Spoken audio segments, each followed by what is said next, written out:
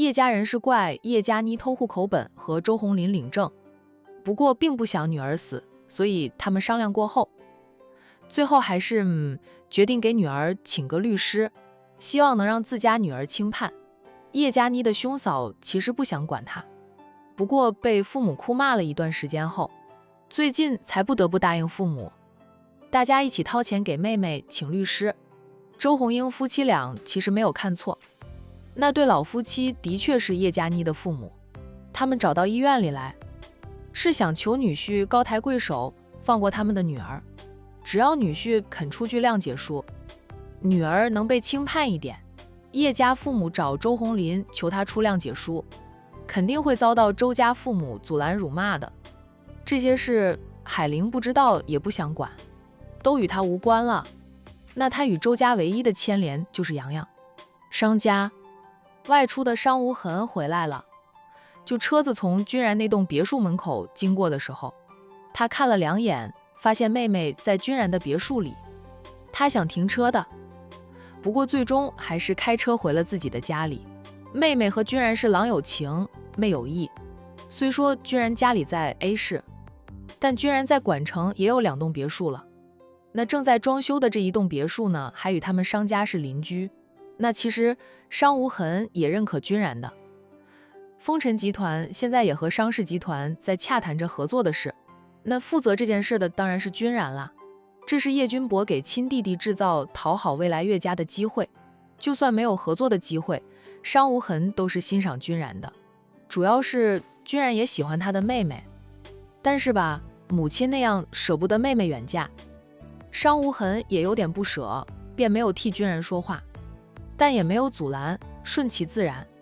前段时间当苏家少主开始追求妹妹的时候，商无痕发现父母对君然的态度好了很多。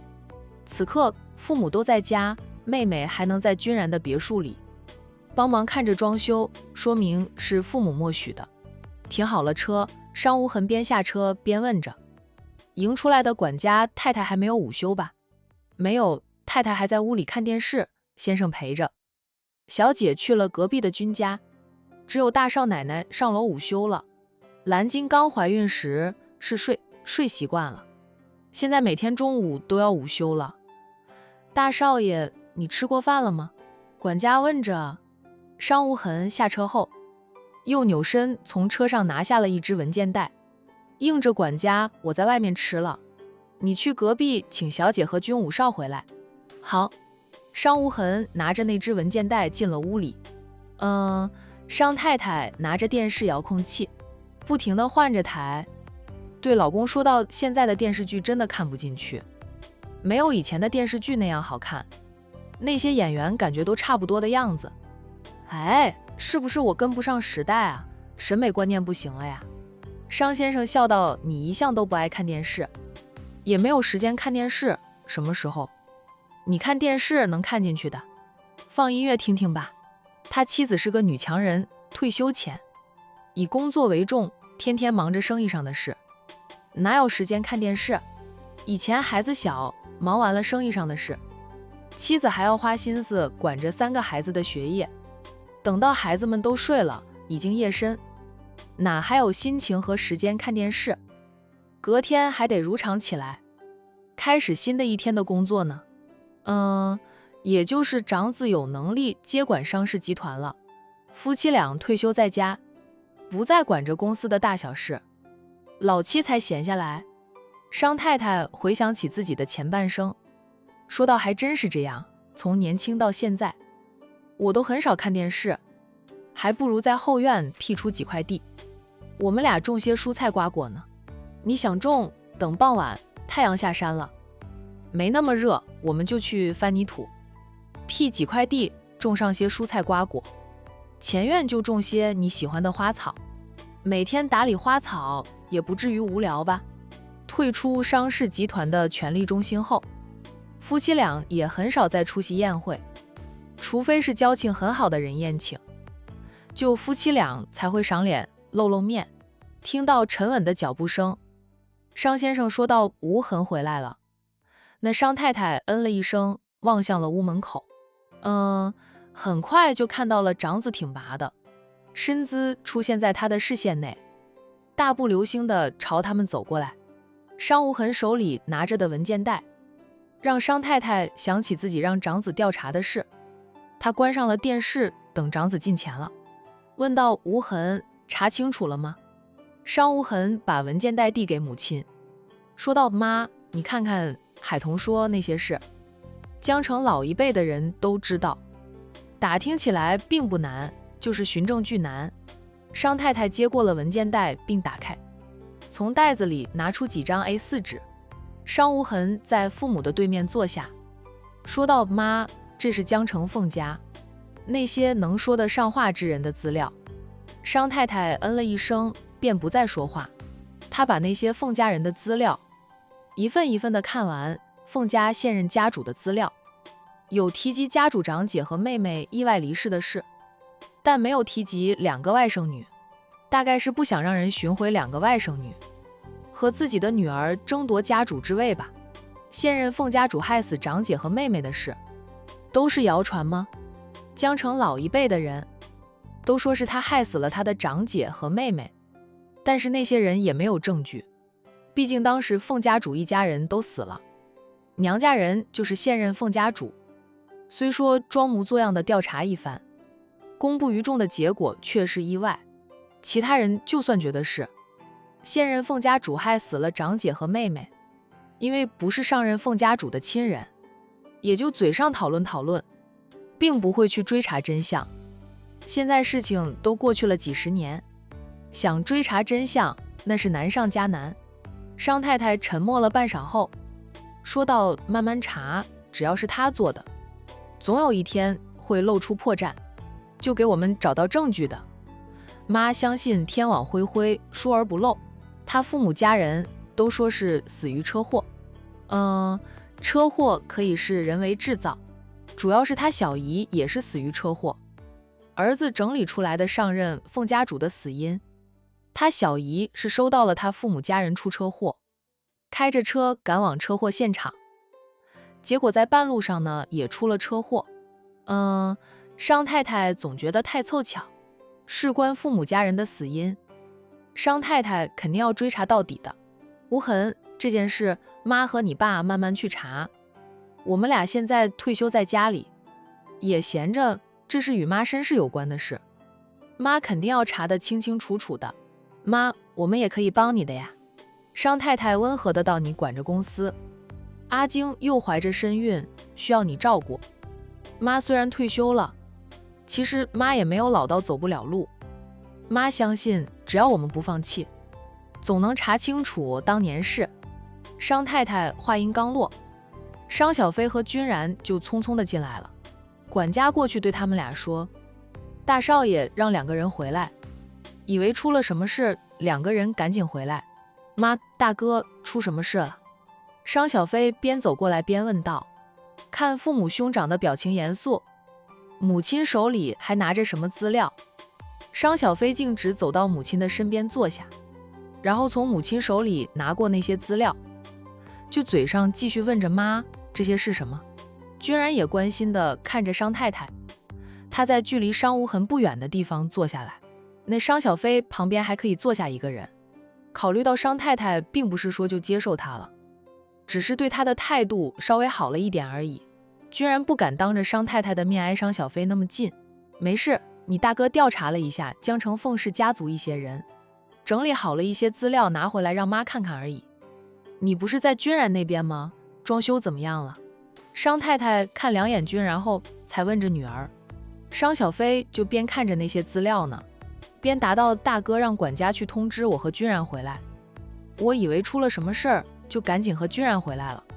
商太太笑了笑，说到：这样呀，我就奇怪你们俩怎么一起回来，忽然觉得同意女儿和君然在一起。其实很好，虽说君然是 A 市的人，但他在管城有房产，现在重点装修的这栋别墅更是与他们商家是邻居。这不家里有点事，跟他们俩说一声，不到5分钟就回到了。若是2个人真的结婚一起生活，小飞一天都可以回几10次娘家呢。装修还没有装修好，我也不着急，让他们慢慢来，只要质量好就行了。回答商太太那个与装修有关的问题是君然，那是他和商小飞以后的小家，务必要最好，每一处地方怎么装，用什么材料，他都和商小飞商量。院子里在哪里种树，哪里种花，他也征求着商小飞的意见。总之，一切都按照商小飞的喜好来安排。这是他为他打造的家，要他喜欢，要他以后住着舒服。那商太太呢，嗯了一声，说到装修是一件很麻烦的事，你是里里外外都重新装修，连院子里的布景都要重新弄的，需要的时间是长了点。他没有过去看过，不过在自家顶楼往隔壁瞄了瞄，看得到院子里的布局情景，知道原先院子里的布局除了那些树没有移走，其他都改动了。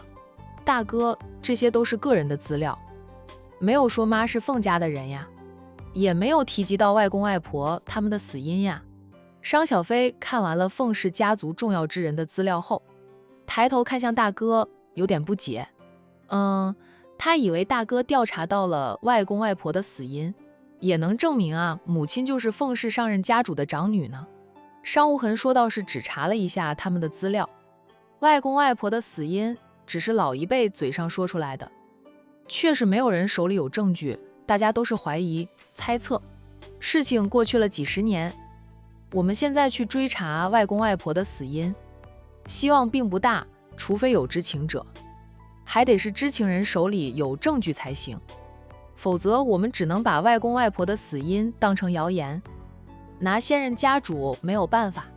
妈是不是凤家的人，这个好办，只要妈去一趟江城，和现任凤家的家主做一次血缘关系鉴定，就可以确定妈是不是凤氏家族的人。商小飞默了默后问道，真的是一点证据都寻不到吗？目前是找不到，可能是时间太短的原因吧，慢慢找或许能找到一点，但是希望不会太大，毕竟过去了几十年，就算有漏洞也会被人家堵上，抹干净痕迹，说不定所有知情人都死了呢。商小飞不说话了。商太太对女儿说道，小飞，这件事你们不用操心，妈有时间，妈会慢慢去找证据，只要她做过，总有一天能找到证据的。阿姨，我可以跟我大哥说一声，让我大嫂的娘家兄弟帮忙调查一下，也可以啊，让周总帮忙。周涵是霍家的女婿，霍家的性质和苏家一样的，需要的时候我会跟你们说的。商太太也没有拒绝君然的说帮忙，人多力量大，专业的事情就要交给专业的人去做，等会儿我就打电话跟我大哥说一声吧。君然觉得这是一个表现的机会，帮助未来的丈母娘查清楚父母的原因，保证能让未来的丈母娘高看他两眼，给他加分，那他就能抱得美人归了。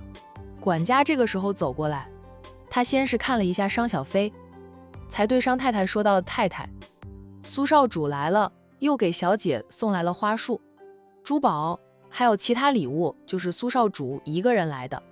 这个苏少主自从开始追求商小飞后，那真的是阴魂不散，无处不在。就算苏少主人不露面，他送过来的礼物每天都会刺激着君然的神经，又让商小飞无可奈何。为此，君然花在工作上的时间都少了，总是花时间黏着商小飞，生怕自己一个错眼，商小飞就被苏少主拐跑了。私底下君然也去找过苏少主，问苏少主对商小飞是什么意思。苏少主跟他说，只管和商小飞一起，其他事不用管。苏少主那样的人物，他不想说的是，以君然的能力，也撬不开他的嘴，只得悻悻而回。太太，要让苏少主进来吗？管家问着商太太。就在这个家，暂时还是太太当家做主的，所以管家就问着商太太的意思。商太太看了两眼女儿后，说道，请苏少主进来吧，以后总有要求到人家的地方，不能把他拒之门外。商太太自认是个聪明人，也活了半辈子，但至今都想不明白苏少主为什么要追求他的女儿。明明苏少主看着并不爱商小飞的，可是他做的事情就是追求，每天雷打不动送一束花，有时候一天是3束花，有时候只送1束花，但会搭配着送其他礼物啦，例如各种名包、各种名牌衣服、护肤品、化妆品等，苏少主都很舍得花钱。送过来给商小飞的礼物昂贵而多，换成一般人，被苏少主这样用礼物砸了一段时间，估计早就沦陷了。商小飞是知道苏少主对他非真心的，加上他也是豪门出身，家里有的是钱，从来不缺那些昂贵的东西，才没有沦陷。而苏少主送过来的礼物除了花束，商小飞是一定会丢掉的，其他东西他都堆放在一起，动都没有动过，打算在苏少主不再发疯的时候，再把所有礼物一起退还给苏少主。商小飞想着，至少也得他和君然订婚或者结婚之后，才能和君然一起把礼物退还给苏少主。现在他要是把东西退回去，苏家主肯定会知道。苏家主的疯狂，商家人都知道。他现在一心想挽救他的长子，若是知道苏少主对商小飞感兴趣，他可不管商小飞愿不愿意，必定会登门提亲。苏少主的行为已经让商小飞头痛不已，那要是再加上苏家主，他就真的别想安宁了。所以他忍着，就他的家人也在忍着，就连君然也没有办法。那君然能做的就是加倍的对商小飞好，在商家人面前好好的表现。每当苏少主送了除却花束的其他礼物过来，君然必定也会送同样的礼物给商小飞，不让苏少主抢占商小飞的心房。苏少主呢，很快就进来了，他是空着手进来，那他买来的礼物全都扔给了商家的佣人，让佣人帮他把东西搬进来。咦，人这么齐啊，不会是知道我过来，特意在等着我吧？苏少主看到大家都在豪爽地笑着，他大步流星地走过来，看到没有空的沙发了，他也不客气，走到君然的身边，笑道：君五少，咱俩挤一挤。就君然是坐在商太太夫妻俩对面的，苏少主与他挤坐一起，那正好让商太太夫妻俩对比一下，两个人谁更好一点。君然笑着起身，苏少主，你坐吧。他让位给苏少主后，就走过去挨着商小飞而坐。管家抱着大束花走进来，那佣人们手里则是提着大袋小袋的。很快呢，茶几上就堆满了苏少主送来的礼物。除了给商小飞的名牌包包、衣服、化妆品、珠宝等，还有给商太太夫妻准备了2盒营养品，另外还给商小飞喂出来的侄儿女准备了几套小衣服。管家抱着大束花过来，却不知道要不要给自家小姐。看到管家不知所措的样子，苏少主给他解围，起身走过去，从管家手里抱过了大束花，然后也一并放在茶几上面。说到今天花店里的花特别漂亮，就买了一大束过来。商太太笑得有点牵强，她问道：苏少主今天怎么有空过来？别提了，我本来今天是没事干的，可以在家里过一个轻松的周末假，结果从我睁开眼就遭到了我爸的唐僧念经，让我去见一见他帮我筛选出来的女孩子，看看我有没有反应。真的是唐僧念经，念得我发头晕，念得我头痛，念得我落荒而逃。主要是我爸神通广大，无处不在啊。我就算住在我名下的房子里，我爸也会找过来，他是打定主意把我扫地出门的。我那病得随缘遇到了对的人，不需要打针吃药就能好，遇不到对的人，我这辈子就这样了。我倒是无所谓，母胎到现在30几年了，没有女朋友不也过得挺好的。都是战奶奶害了我呀。苏少主长吁短叹的。那看得出来，他是真被父亲催婚催得就满腔怨念呀。大师都说随缘，缘分到了，不用他去找，那个能让他变成正常男人的女孩子会自动出现与他认识。他爸却是个急性子，说什么他一把年纪了，要是不主动一下，等着老天爷安排。哎，需要等到什么时候？万一老天爷打个盹，忘记了他这回事，他岂不是要单身一辈子？苏少主不服气啊，他怎么就一把年纪了？不就是30几岁吗？四舍五入法也才40岁，40岁正当壮年，年轻得很呢。现在的人寿命长，以他的身体健康来看，苏少主觉得自己活到100岁不成问题，所以他现在30几岁还单着，不用着急。商无痕忍不住笑道：“我想战奶奶也是被你爸烦得没有办法，才会推了个大师出来安抚你爸。结果是谁都想不到的。谁能想到啊，那个神通广大的苏家主，真催婚能让人头皮发麻。哦，也怪不得苏家的其他年轻人，只要到了适婚年龄又没有男女朋友的，全都溜了，不是出差就是出国，反正不留在管城。他们怕呀，怕这苏家主会把枪口对准他们。哎，看到少主被催婚催成那样，连苏少主的保镖们都头发紧绷，生怕家主连他们的终身大事一并解决。苏少主，你被你爸唐僧念经，是件值得同情的事，但是你别把你的不爽转移到我这里来呀。苏少主送给我的礼物我都没有动过，苏少主今天过来了，要不全都带回去吧。商小飞抱怨着苏少主自己不好过，也不让别人好过。我早就想退还给苏少主的，是怕被你的唐僧爸爸知道，一直不敢退。苏少主无所谓的道，你要是不喜欢就送给别人，或者扔了都可以，千万别退回我家里去。让我爸知道了，他做出什么事来，我不保证啊。商小姐，君武少，你们也不用管我做什么，你们俩该恋爱就恋爱，该分手就分手，我无所谓的。苏少主，我哪里得罪了你？你给我说个清楚明白，让我死也能死得瞑目呀。商小飞头痛地道：那他犯错可以用法律来制裁他，干嘛让苏少主来折腾他呀？你没得罪我，我就是看你有点顺眼了。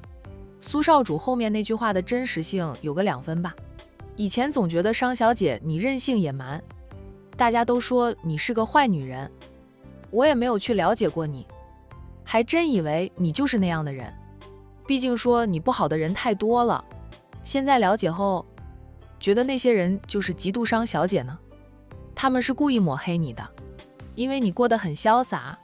商小飞，我不想要你的认可，不想要你的夸奖，只想让你有多远走多远。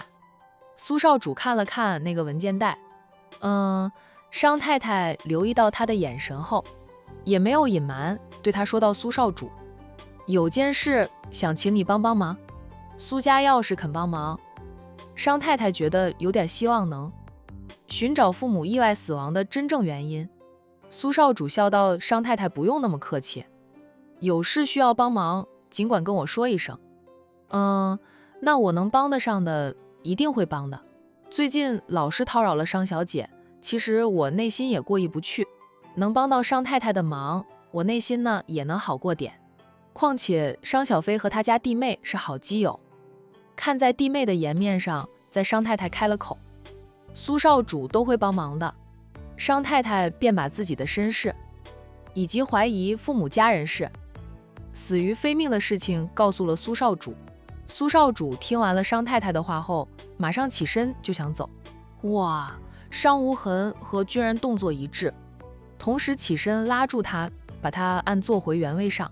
苏少主就说道：“打扰大家了，我还是走吧。”商太太哭笑不得地说：“他苏少主这是不打算帮忙了。”商太太，不是我不想帮忙，而是过去了几十年，现在你才去寻找证据，这是一件非常棘手的事，就算去查也未必能查到，做这件事的人也不可能留下痕迹，哪怕当年留下了痕迹，也会被岁月淹没啊。知情人估计也死了个精光。这件事真不是我不想帮，是很难帮，我怕我答应了，到最后又交不出有用的信息，辜负了商太太的期望，所以他还是不插手的好。苏少主都后悔自己看了2眼那个文件袋。他看文件袋干嘛呀？里面又没有塞满黄金。商小飞问他，苏少主，你都查不到吗？你们苏家干这一行不是最厉害的吗？你们称第2都没有人敢称第1的了。苏少主苦笑着，商小姐，我们家是干这一行的，苏家名声也是响当当的，是很厉害，但再厉害我们也是人，是凡夫俗子，不是神仙，没有通天的本领。我要是神仙，我穿越回到过去帮你们找证据，那就没问题，可惜我不是神仙。商小飞不说话了。人的能力也是有限的哈。面对看着他的商家人，苏少主想了想后，对商太太说道，要是不拘结果的，我可以帮忙。商太太觉得怎么样？就意思就是他会帮忙调查，但不会保证能查到，就是让商太太不要对他抱着太大的期望，毕竟事情过去了40-50年，那个时候他苏少主还没有出生呢。商太太说道，我也知道证据不好找，不敢要求苏少主一定帮我找到证据，只要苏少主帮忙就行，能找到证据最好，找不到也不会怪你。我和妹妹若真是凤家的人，就算没有证据证明是我2姨害了我父母，凤家的家主之位，我想夺回来给我的后代，或者我妹妹的后代继承，一样可以。凤氏家族都是女人当家。商小飞一想到母亲只有她一个女儿，如果母亲真的夺回家主之位，岂不是要她坐上去啊？她可没有这个能力啊。趁老母亲还没有干出大事之前，商小飞提前给老母亲打预防针。妈，你真要夺回凤家家主之位，别考虑我继承哈，你女儿什么德行，有几斤几两重，你是清楚的。我可挑不起领导一个家族的重担，找海童去，给海童几年时间，他有这个能力的。商小飞把好姐妹拖出来当挡箭牌，反正死道友不死贫道。商太太瞪着女儿说，她海童现在都忙得要命，压力也大，她以后是战家的当家太太，本就不轻松，哪能再把凤家的一族重担交给她？商小飞说道，我不管，反正我是没有那个本事的，我头没那么大，我不戴那么大的帽子。那海童不行，就让海玲姐上呗。海玲姐是我们3个人当中的老大，凤氏家族不是长女特别厉害的吗？妈和我小姨，妈就很厉害，妈只生了我一个，但我小姨有2个女儿呢，海玲姐就是我小姨的长女，就是最厉害的那个，以后若是回归正统，就让海玲姐当那个家主吧。说到这里，商小飞觉得这个可行，他笑道，只要海玲姐当了凤家的家主，他和陆总就是门当户对了，他和陆总在一起也不会有太大的压力，一举两得呀。苏少主说道，他姓海呀，我还姓商呢，我们都不是姓凤，不过可以改姓的。商先生瞪着女儿。商小飞说道，爸，你别瞪我，我妈真让我挑大梁，我肯定要改姓凤的。你不想你唯一的女儿改姓，就劝劝我妈，就不要让我挑大梁，我可挑不起来。商太太瞪着女儿，颇有点恨铁不成钢，不是说妹妹的女儿不行，她是恼自己的女儿都没有尝试过就开始退缩。妈，我真没有那样的本事，我是你亲生的，你也清楚你的女儿的能力，我的能力也就是投资做点小生意，就那点水平了。凤氏家族现在估计内斗有点严重，你也知道你的女儿是直来直往的，斗不过那些几千个心眼的人，说不定我还没有坐上家主之位，就先飞升上天了呢。嘿，大吉利是啊！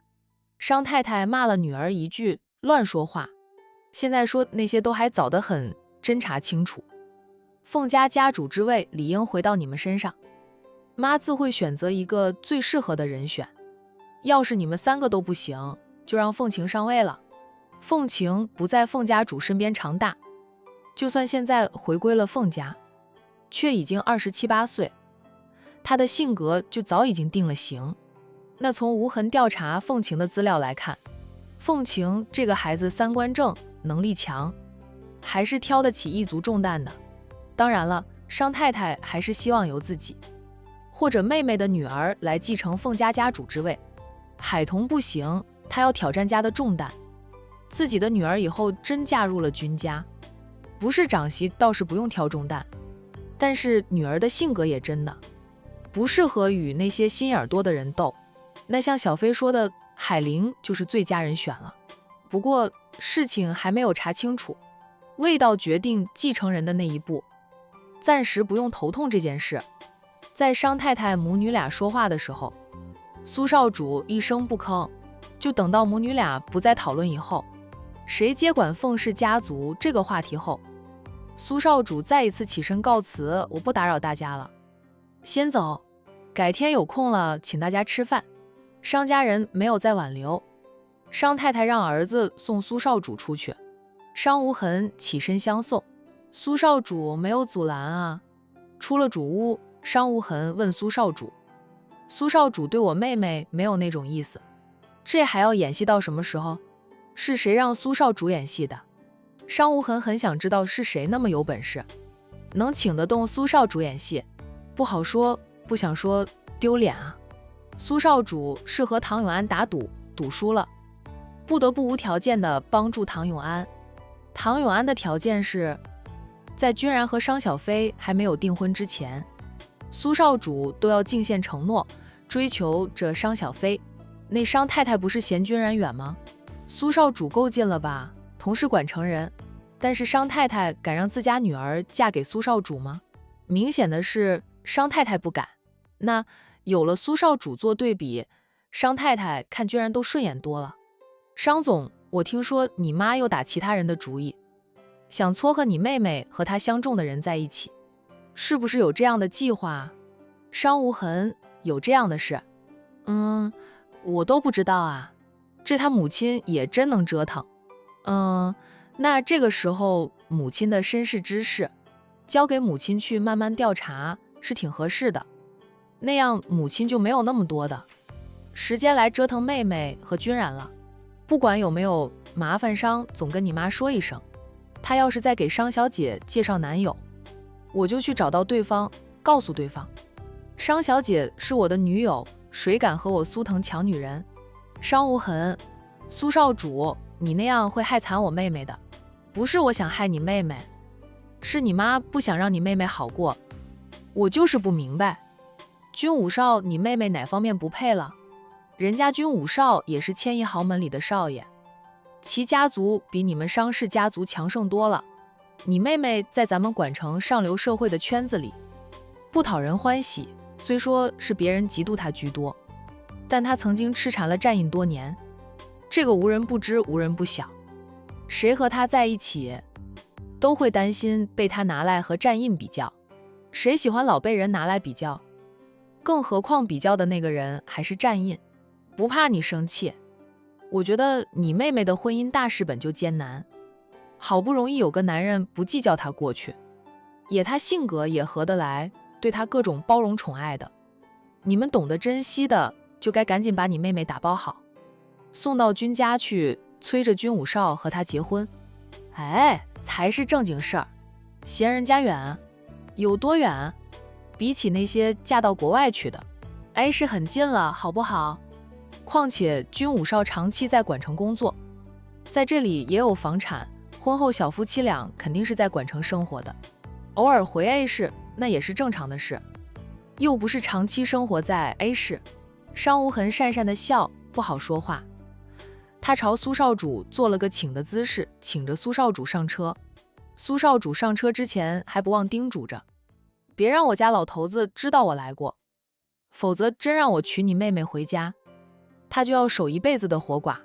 苏少主放心，我们比你更怕苏家主知道这件事。都是战奶奶坑了我呀。苏少主再次叹口气，他逍遥自在的日子就是被战奶奶打破了。战奶奶请的是什么大师吗？真那么厉害？可以天天算算双色球每期出什么号码，期期中大奖，不发也难。苏少主走了，商无痕站在自家屋门口，目送着苏少主潇洒的远去。